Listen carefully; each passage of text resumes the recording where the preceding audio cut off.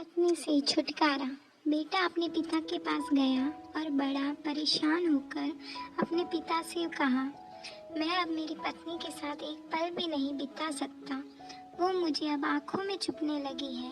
कभी कभी तो मुझे ऐसा लगता है जैसे कि मैं उसकी जान ही ना ले लूं।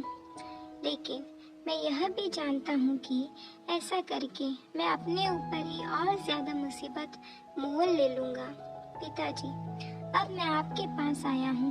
अब आप ही मुझे इस तोड़ का कोई रास्ता बताइए जिससे मैं अपनी पत्नी से दूर हो पाऊँ। पिता ने एक गहरी सांस भरी और बोले, देख बेटा, मैं तुम्हें तुम्हारी पत्नी से छुटकारा दिला सकता हूँ। मेरे पास एक धीमा जहर है जो व्यक्ति को धीरे धीरे खत्म करता है। मैं तुम्हें वो देने के लिए तैयार हूँ, बस तुम्हें मेरी एक शर्त माननी होगी।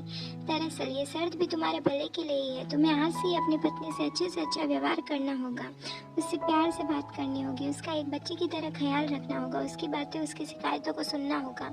ये सब इसलिए ताकि जब वो मरे तो किसी को तुम पर शक भी ना हो। थोड़ी देर तक वहाँ एक शांति छाई रही। फिर पिता ने कहा कि अगर ये सारी बातें तुम्हें ठीक लगे तो उस डब्बी में वो सफ़ेद पाउडर है जो उससे रोज थोड़ा थोड़ा अपनी पत्नी के खाने में डालते रहना। बेटे ने वो डब्बी उठाई और वहाँ से चला गया।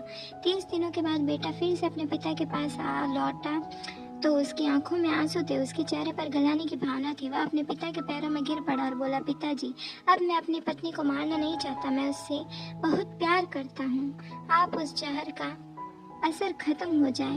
मुझे ऐसी कोई दवा बताइए जिससे मैं अपनी पत्नी की जान बचा सकूं।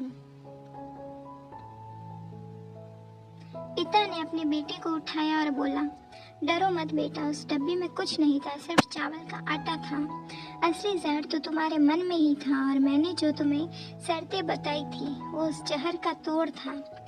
आप जब अपने मन में द्वेष, ईर्ष्या, गुस्सा, शक जैसे जहर को बना देते हो तो वह आपको ही अपने से दूर ही कर देता है।